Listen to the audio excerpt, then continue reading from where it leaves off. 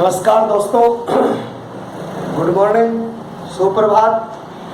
सभी मेरे परम अजीज मित्रों से, जितने भी जुड़े हुए साथीगण हैं, प्रतियोगी परीक्षा की तैयारी करने वाले जितने भी बुद्धिजीवी वर्ग के लोग हैं, मैं मेरे इस चैनल पर आपका हार्दिक अभिनंदन करता हूँ, स्वागत करता हूँ, इस्तकबाल करता हूँ और भगवान श्री कृष्ण से प्रार्थना और माँ सरस्वती श्वेतांबरी के चरणों में बार बार वंदन करता हूँ कि वो आपको और मेरे को इतनी सद्बुद्धि दे कि हम कल्याण के मार्ग पर प्रशस्त हो सके। चलो बिंदु पर आते हैं। हमारा टॉपिक जो चल रहा है वो मूल अधिकार के बारे में चल रहा है और मूल अधिकार का भी कौन सा पार्ट चल रहा है, तो आपको इसके अंतर्गत एक शब्दावली लिखनी होगी, पाठ संख्या 2। कल हमने 14 और 15 का जो अनुच्छेद थे वो हमने डिटेल से पढ़ लिए थे। आज हम पढ़ते हैं उससे आगे। भारतीय संविधान का अनुच्छेद 16 जो है उसमें लोक नियोजन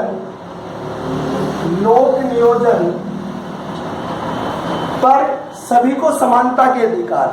यहाँ लोक नियोजन क्षेत्र में क्या कहा जाता है?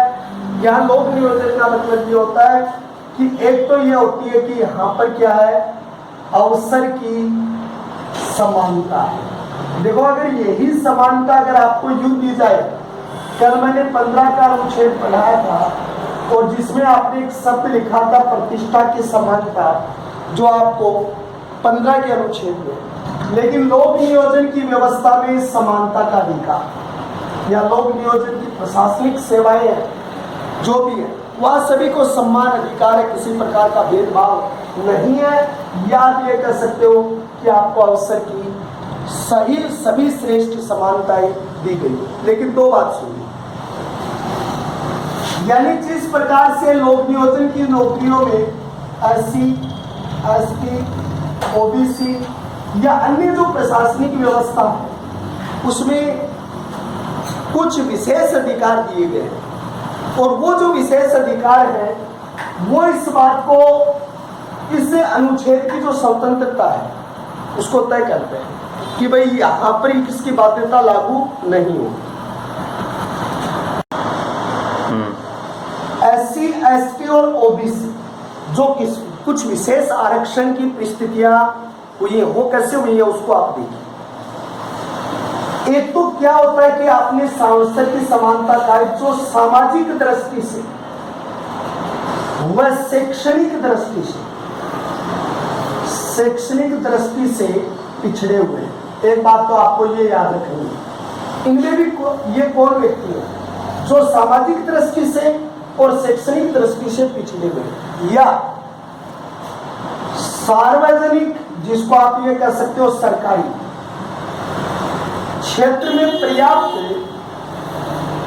पर्याप्त प्रतिनिधित्व नहीं है, यानी सामाजिक दृष्टि से व शैक्षणिक दृष्टि से पिछड़े हैं, सार्वजनिक सरकारी क्षेत्र में उसके पास पर्याप्त प्रतिनिधित्व नहीं है। तो ऐसी स्थिति में हमारी केंद्र सरकार ने, हमारी राज्य सरकारों ने कुछ आरक्षण की व्यवस्था की है जिसमें समाज में समानता आ सके। इन दो परिस्थितियों पर यह व्यवस्था लागू की गई। लेकिन एक विवाद का इंदिरा साहनी बना भारत संघ विवाद 1992। इंदिरा साहनी भारत संघ विवाद 1992, उसमें क्या हुआ? भारतीय संविधान का आर्टिकल 16 भाग 4 में यह कहा गया आरक्षण नियुक्ति में होगा, नियुक्ति पर होगा, पदोन्नति पर नहीं होगा, पदोन्नति पर नहीं होगा। लेकिन मैं ये बता दूं कि यह व्यवस्था फिर दुरुस्त हुई और आज पदोन्नति में भी आरक्षण मिल रहा है। तो अनुच्छेद 16 लोक नियोजन, अवसर की समानता दी गई है, लेकिन SC, ST को विशेष उपबंध में आरक्षण दिया गया। आरक्षण दो तर्ज पे होता है, सामाजिक दृष्टि और शैक्षणिक दृष्टि से पिछड़े हुए, या आप कह सकते हो सार्वजनिक, सरकारी और पर्याप्त प्रतिनिधित्व ना हो, इंदिरा साहनी बना भारत संघ 1992 में उच्चतम न्यायालय ने एक बात कही थी कि 16/4 में आरक्षण की नियुक्ति के आधार पर होगा, उस पर नहीं होगा। लेकिन केंद्र सरकार ये तय कि ये क्रिमिलियर क्षेत्र में आता है कि नहीं आता है, पिछड़े हुए क्षेत्र में ये शामिल है कि नहीं है, ये सारी चीजें हैं वो उसको मिलेंगी। उसको आरक्षण का लाभ किस स्तर पर मिल रहा है, ये भी केंद्र सरकार, जैसे प्रधानमंत्री नरेंद्र मोदी ने आर्थिक आधार पर स्वर्णिमों को आरक्षण दिया गया, किस आधार पर, आर्थिक आधार पर, जो आर्थिक दृष्टि से पिछड़े हुए उनके आधार पर स्वर्णिमों को आरक्षण दिया गया। इसलिए आप ये नहीं कह सकते कि केवल सामाजिक दृष्टि और शैक्षणिक दृष्टि से पिछड़े हुए, अगर आर्थिक दृष्टि से जो पिछड़े हुए, जो बैकफुट पर हैं, उनको बराबरी के अधिकार पर लाने के लिए श्रीमान नरेंद्र मोदी ने भी ये क्या किया है, प्रयास किया है, इस क्षेत्र के अंतर्गत उन्होंने लागू किया है। उसके बाद यानी कि आर्टिकल यहाँ पर लागू होता है और वो आर्टिकल अनुच्छेद 17 में अस्पृश्यता का अंत है। क्या है यहाँ पर, अस्पृश्यता का अंत है। देखो अस्पृश्यता क्या होती है, अस्पृश्यता का मतलब होता है जो समाज में छुआछूत, क्या है भाई, समाज में छुआछूत है, भेदभाव है, उस समाज की छुआछूत नहीं होनी चाहिए। अब आप कहोगे सर कल आपने जैसे सिनेमाघर पनघट उस पर हुआ, वो अलग है 15वां अनुच्छेद, और ये अलग है जहां पर अस्पृश्यता का हुआ, जहां पर समाज में छुआछूत के लिए। सन 1955 में भारतीय अस्पृश्यता अधिनियम बना, भारतीय अस्पृश्यता अधिनियम बना, जिसके विरुद्ध कार्रवाई की गई, जो इस तरीके की व्यवस्थाएं फैलाता है समाज में, उसके विरुद्ध कार्रवाई की जाएगी। लेकिन 1976 में नागरिक सुरक्षा अधिनियम के रूप में यानी इसको लागू किया गया था। कब, 1976 ईस्वी के अंतर्गत, यानी कि नागरिक सुरक्षा जो अधिनियम है, उस नागरिक सुरक्षा अधिनियम के रूप में इसको लागू किया गया था और ये 1976 में पारित हुआ। तो नागरिक सुरक्षा अधिनियम, भारतीय अस्पृश्यता अधिनियम और 1976 में ये अधिनियम पारित हुआ। एक बात और देखिए,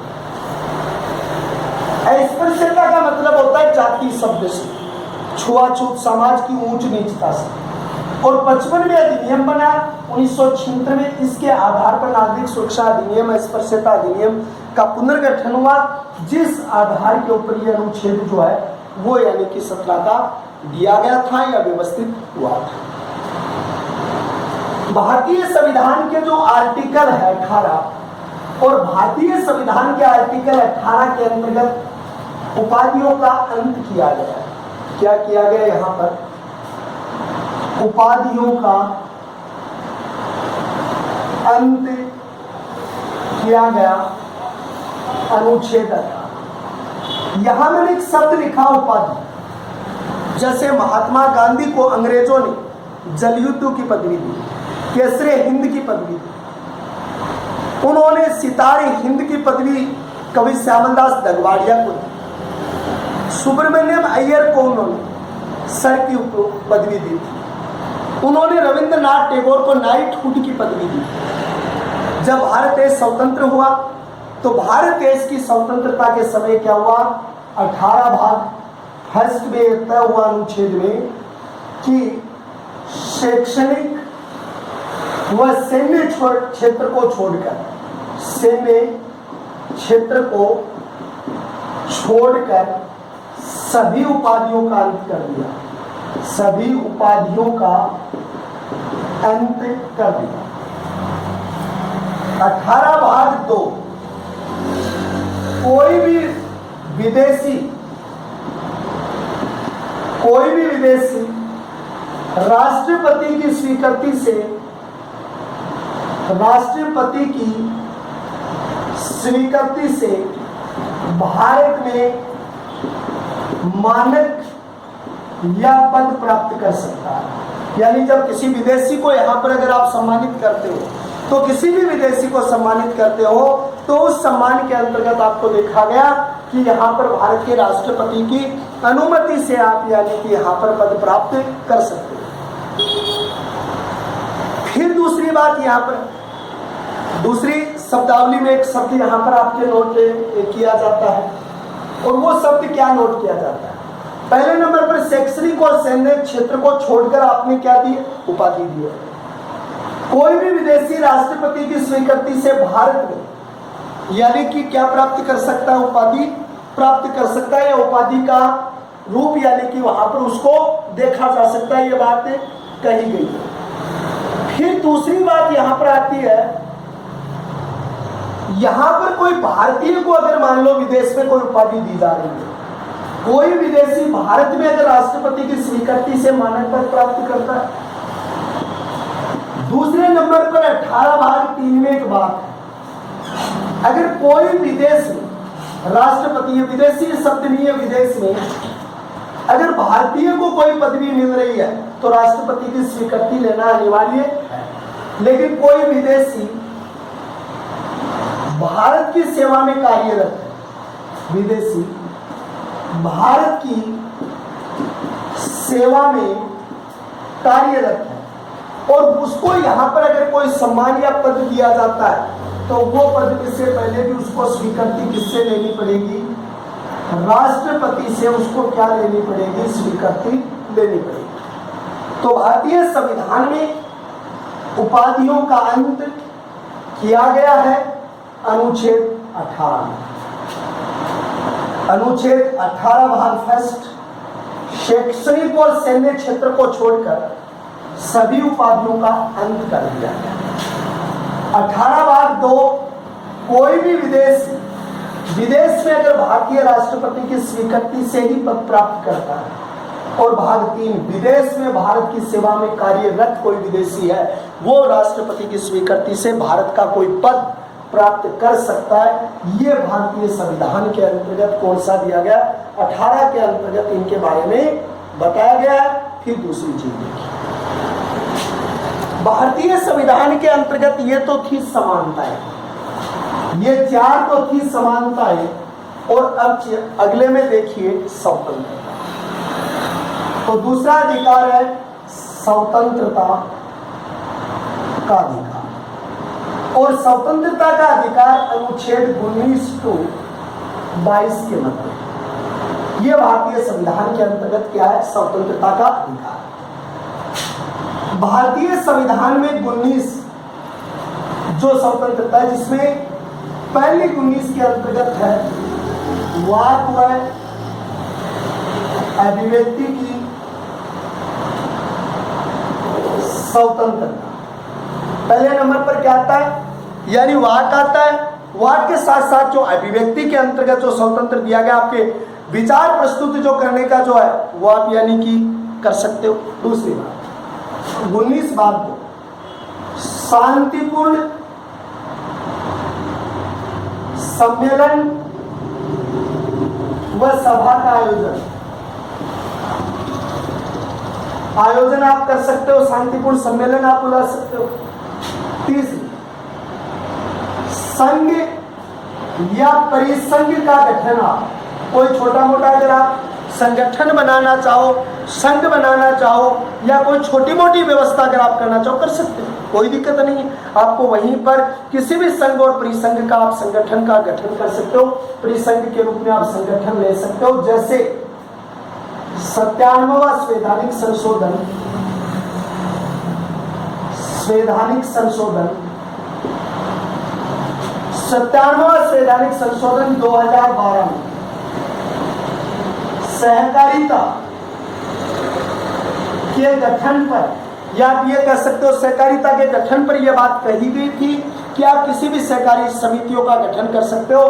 तो सहकारिता का गठन या सहकारी समितियां जो है वो समिति का गठन आप कर सकते हो, जो आपको भारतीय संविधान का जो ये तीसरा भाग जो है उसके बारे में आपको यहाँ पर बताया जाता है।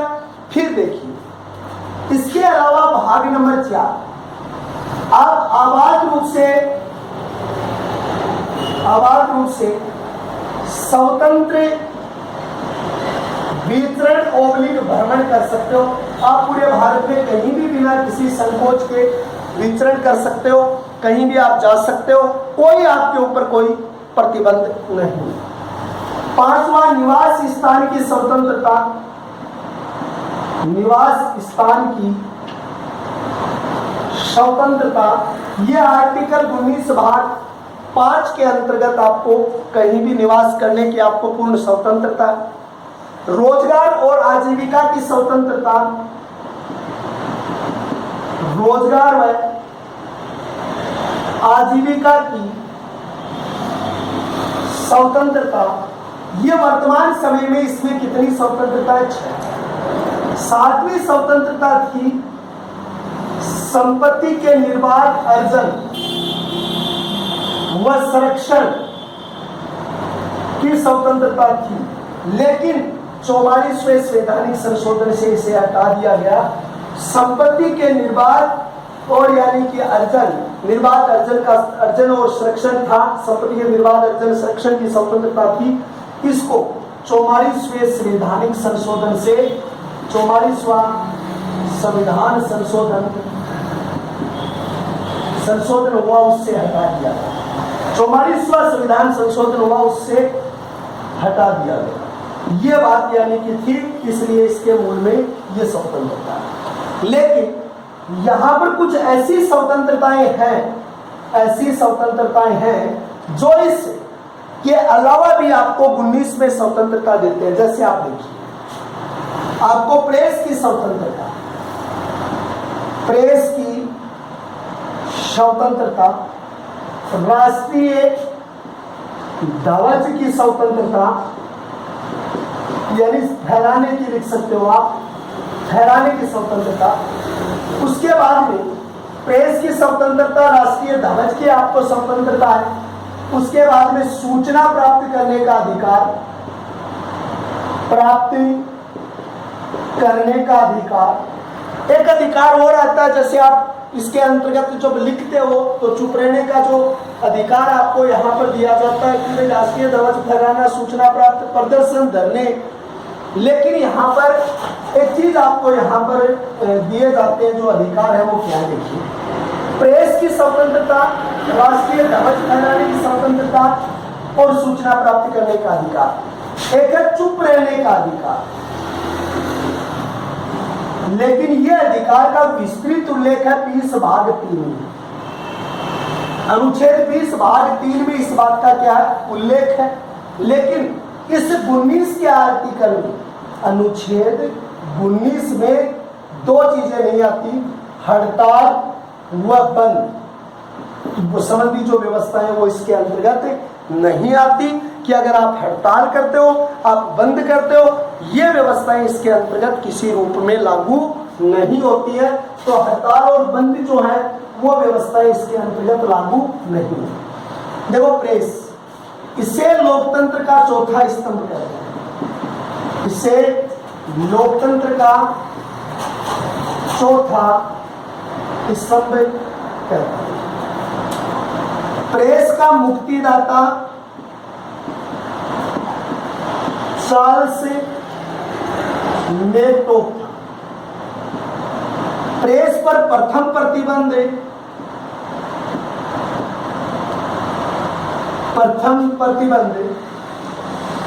वर्नाक्यूलर प्रेस एक्ट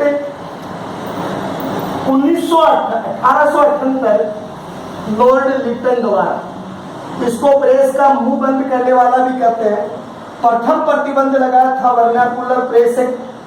और जो वर्नाकुलर प्रेस एक्ट था वो 1978 में कौन लेके आया था? लॉर्ड लिटन लेकर आया था।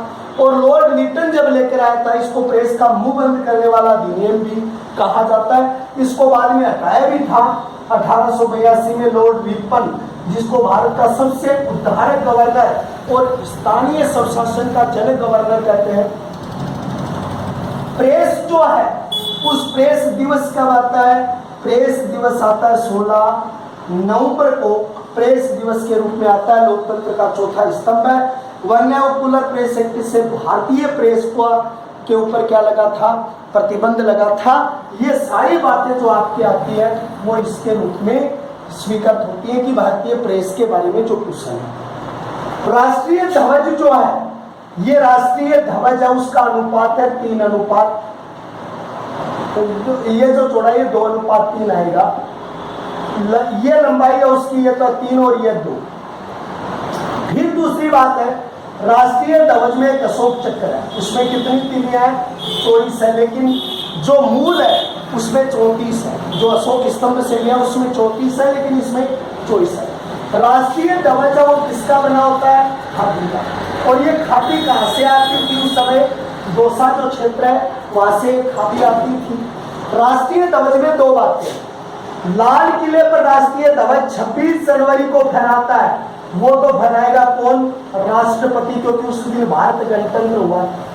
और 26 जनवरी के अलावा 15 अगस्त को अगर वहां पर कोई करता है, वो कौन करता है, प्रधानमंत्री करता है। प्रधानमंत्री आप ये कह सकते हो पीएम के द्वारा किया जाता है। तो आप अपना ध्वज फहरा सकते हो। कई बार आप देखते हो गाड़ियों में आपके ध्वज लगे हुए हैं, तो किसी तरीके की आपको कोई आपत्ति नहीं है, आप किसी भी ध्वज किसी तरीके से आप फहरा सकते हो, कोई आपको उस पर दिक्कत नहीं आती है।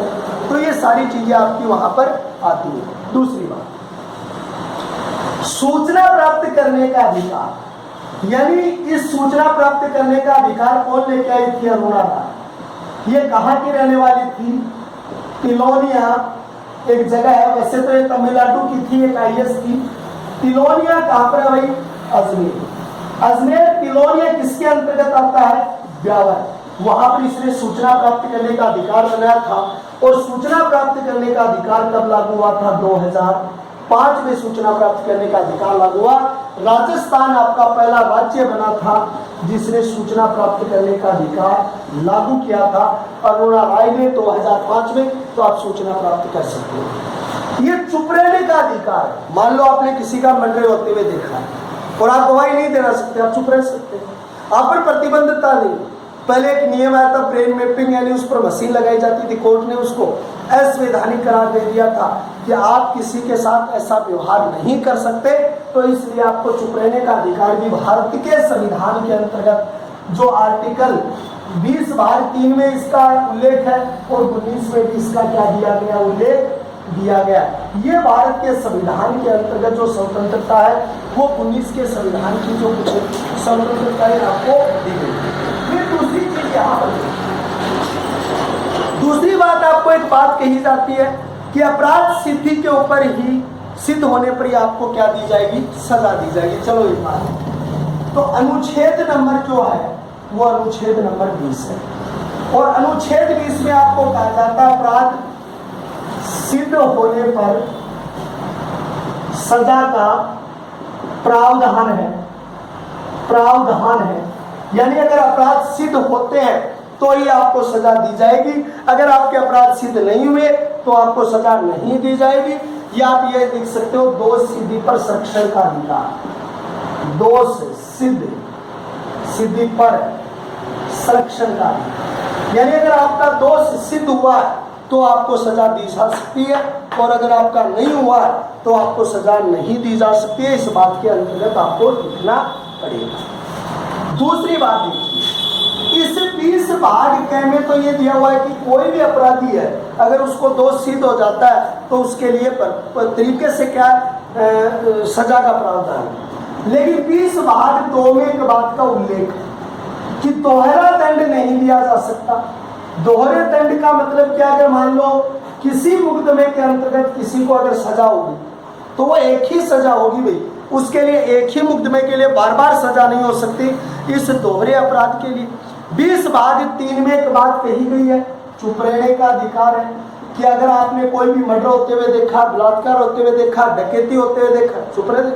लेकिन एक बार ऐसा नियम आया कि मशीन को उद्वेलित करने वाली ब्रेन मैपिंग मशीन है उसको लगा देते थे, जैसा उसके चल रहा है वो उगल देते थे। तो इसको भारतीय मूल अधिकारों का क्या माना गया, हनन माना गया कि ये आत्म स्वाभिमान को एक ठेस है और ये नहीं होना चाहिए, तो इस पर प्रतिबंध लगा। अपराध सिद्ध होने पर आपको सजा का प्रावधान है या दोष सिद्धि पर संरक्षण है। इसमें पहले नंबर पर आपको अपराध सिद्ध होने पर सजा दी जाएगी, पहले उसकी तहकीकात होगी। 2 में दोहरा दंड आपको नहीं दिया जाएगा और इसके अंतर्गत ब्रेन मैपिंग नहीं हो सकती, यानी आपको चुप रहने का अधिकार है, आपके उस अधिकार का कोई उल्लंघन नहीं कर सकता। लेकिन ऐसे कौन से मूल अधिकार हैं जो केवल भारतीयों के लिए, ऐसे कौन से मूल अधिकार हैं जो केवल नागरिकों को प्राप्त, जो भारत के नागरिक हैं उनको ही प्राप्त होंगे, जो विदेशी आएंगे नहीं आएंगे? तो उसमें देखिए, एक तो 15, एक 16, ये दोनों, क्योंकि भाई 15 का वंश जाति लिंग के आधार पर, 16 नौ जीवन अवसर की समानता हम दूसरों को कैसे देते हैं? तो 15 पे नहीं लेंगे, 16 पे। एक तो 19 की स्वतंत्रता, निर्बाध भ्रमण कर रहे हो, आचरण कर रहे हो, ये भी भारतीयों के लिए लागू होगी। और एक 29 और 30, ये जो अनुच्छेद है, ये अनुच्छेद केवल किसके लिए है? अनुच्छेद भारतीयों के लिए लागू होंगे, भारतीयों के अलावा ये व्यवस्था लागू नहीं होगी, ये विदेशियों को नहीं होंगे। बाकी सभी विदेशियों को प्राप्त होंगे। 15 का विदेशियों को नहीं है, ये भी और ये विदेशियों को प्राप्त नहीं है, बाकी सभी को प्राप्त है। 21 का अनुच्छेद है प्राण और दैहिक स्वतंत्रता, अनुच्छेद 21 है। और इसके अंतर्गत एक बात आती है, प्राण व दैहिक स्वतंत्रता, यानी भारतीय संविधान में इस अनुच्छेद को बी.आर. अम्बेडकर ने भारतीय अधिकारों का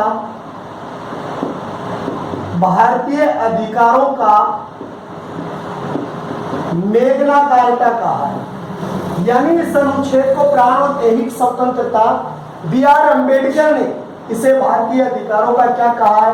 मेग्ना कार्टा कहा है। और जिस अधिकार के अंतर्गत आप क्या लिख सकते हो? प्राण और दैहिक स्वतंत्रता, भारतीय संविधान का अनुच्छेद 21 है। उस प्राण व दैहिक स्वतंत्रता जिसको बी.आर. अम्बेडकर ने भारतीय संविधान के अधिकारों का मेग्ना कार्टा शब्द से संबोधित किया है। ये जो प्राण और दैहिक स्वतंत्रता, उस पर दो बड़े विवाद पैदा हुए।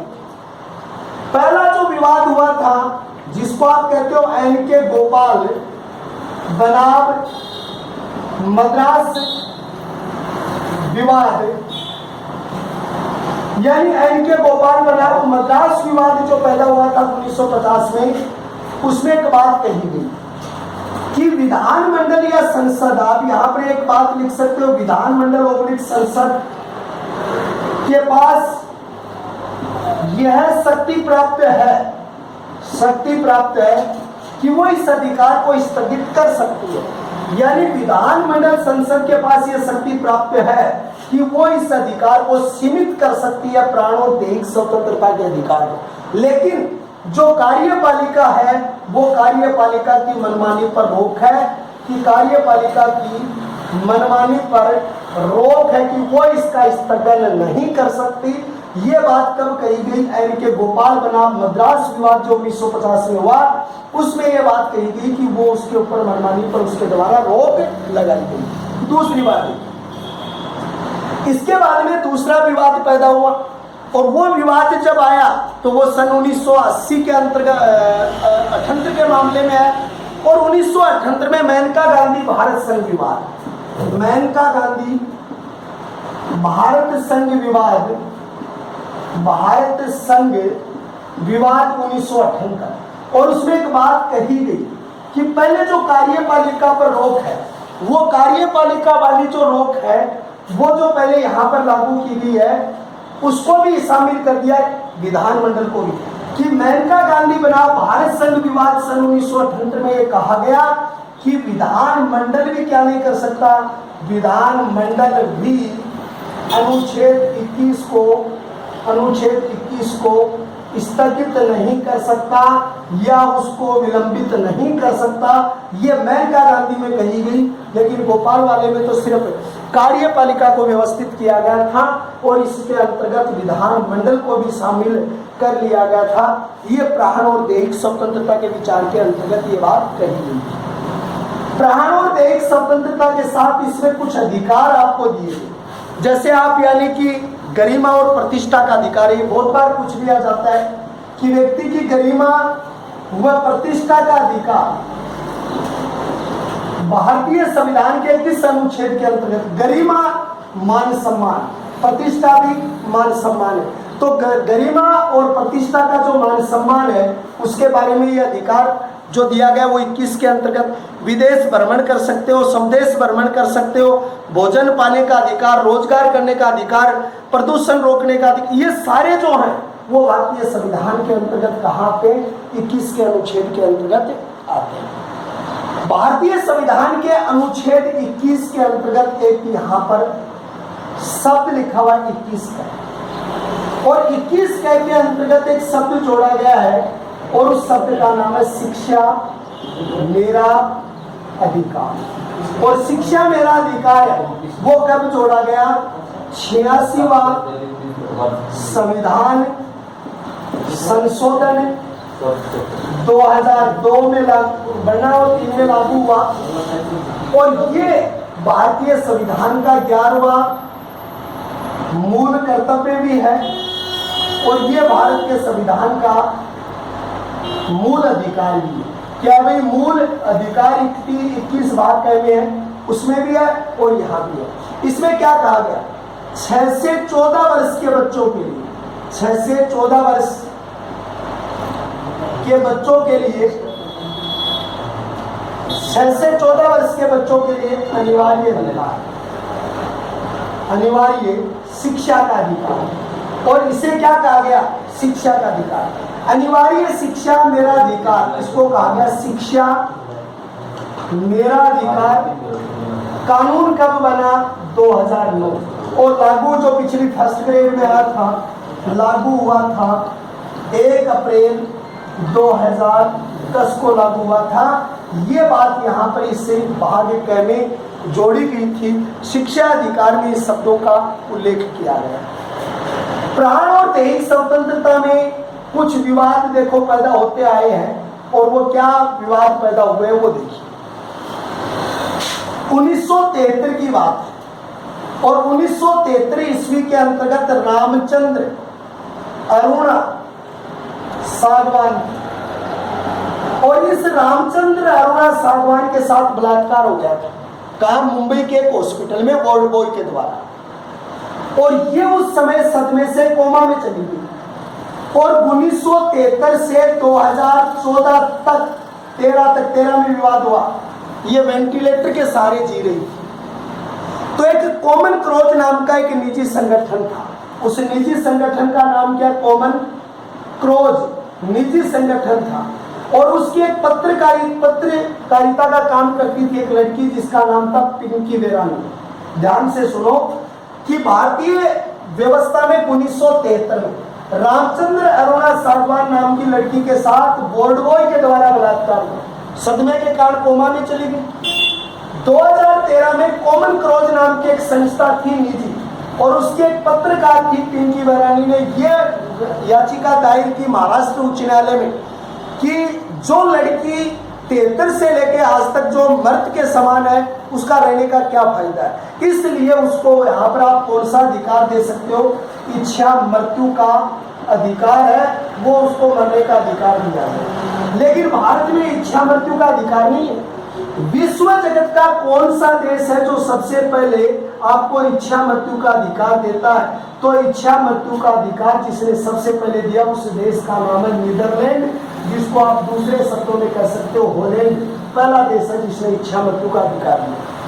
अभी अमेरिका के एक साइंटिस्ट थे, ऑस्ट्रिया के, छोड़िए ऑस्ट्रेलिया के, और वो यानी कि उस समय यानी कि नीदरलैंड चले गए थे क्योंकि उनकी उम्र 106 साल हो गई थी। वो इच्छा मृत्यु वहां का अधिकार नहीं था, तो वहां जाकर वो मर गए। तो इसने मुकदमा दायर किया। तो ये कहा गया भारतीय संविधान में कि हम किसी के मौत के सौदागर नहीं हो सकते। तो उस समय पिंकी बेरानी ने फिर मुकदमा दर्ज कर दिया, जनहित याचिका दायर की 2014 में कि जैन धर्म में एक प्रथा है, और जैन धर्म में वो प्रथा उसका नाम है सलेखना।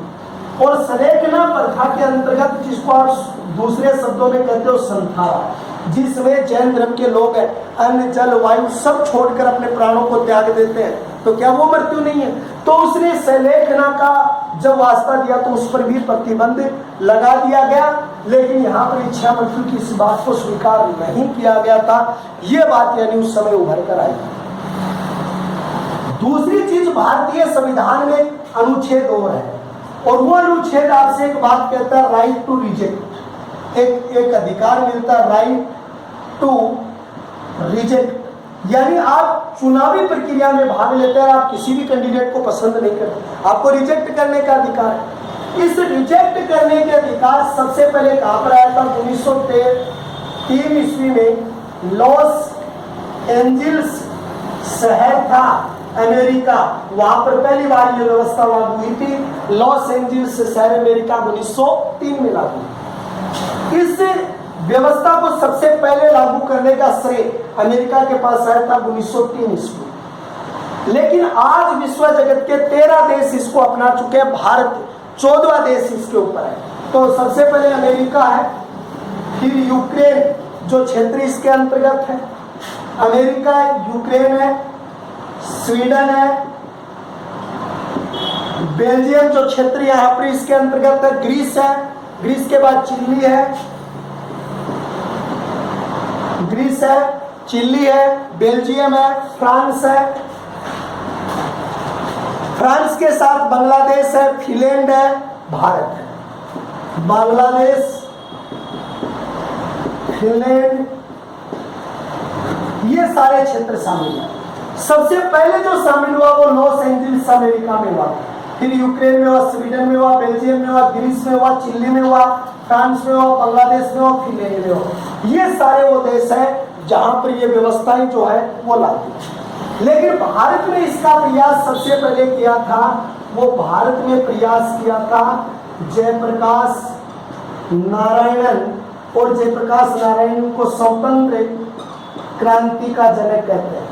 और इस जयनारायण प्रकाश ने किया। भारत में लागू कब हुई? 27 सितंबर 2013 को इसे क्या मिल गई? स्वीकृति मिली और राइट टू रिजेक्ट लागू हुआ। इस राइट टू रिजेक्ट को हम एक छोटे रूप में कह सकते हैं नोटा। और नोटा का प्रयोग सबसे पहले हुआ, वो कहाँ हुआ? झारखंड विधानसभा चुनाव में, और विधानसभा चुनाव में 2009 में हुआ। मैंने एक शब्द और लिखा है, बेल्जियम। बेल्जियम वो देश है जिसने सबसे पहले अनिवार्य मतदान व्यवस्था लागू की थी, यानी अनिवार्य मतदान व्यवस्था लागू की। भारत में अनिवार्य मतदान व्यवस्था सबसे पहले लागू हुई थी, वो गुजरात में हुई थी 2009 में। स्थानीय चुनाव में इसका प्रयोग किया गया था। कब किया गया था? स्थानीय चुनाव में इसका प्रयोग किया गया था। लेकिन राइट टू रिजेक्ट को कहाँ शामिल किया? 49 में, यानी इसको कहाँ शामिल किया गया? 49 के अंतर्गत इसको शामिल किया गया था। लेकिन उसी 49 की धारा 3/2 में इसका विरोध भी है कि भाई ये जो है ये प्रशासनिक व्यवस्था के बिल्कुल क्या है? खिलाफ है। तो इस तरीके से कुछ अधिकार वहां पर आते हैं। फिर भारतीय संविधान के अंतर्गत आता है, और वो लास्ट बिंदु आता है निवारक निरोधक अधिनियम, जो आपको बाद में बताएंगे, काफी डिटेल होगी। तो ये 3-4 चीजें आप पढ़ोगे, पिंकी बेरानी वाला, प्रेस वाला, सूचना वाला, चुप रहने का अधिकार, ध्वज का अधिकार, भ्रमण का अधिकार, शिक्षा का अधिकार, मूल अधिकार, मेघना कार्टा, ये सारी चीजें आप करोगे। इंदिरा साहनी बना, भारत संघ विवाद, एनके गोपाल विवाद, मेनका गांधी विवाद, ये विवादों में से बहुत बार कंपटीशन के प्रश्न आते हैं। आप इसे बेहतर पढ़ोगे, अच्छी तैयारी करोगे, और जैसे हम दोनों मेरे साथी हरिराम जी और मैं जो लगे हुए हैं, उस मुकाम तक जो पहुंचने में केवल आपका सहयोग चाहिए। आप उसे आगे बढ़ाइए, और ये इस तरीके से टॉपिक आपका पूरा हुआ। मूल अधिकारों का अंतिम टॉपिक होगा पाठ संख्या 3 में। हम एक बार फिर आपसे मिलेंगे, तब तक के लिए हम आपसे विदा हो रहे हैं। जय हिंद, जय भारत।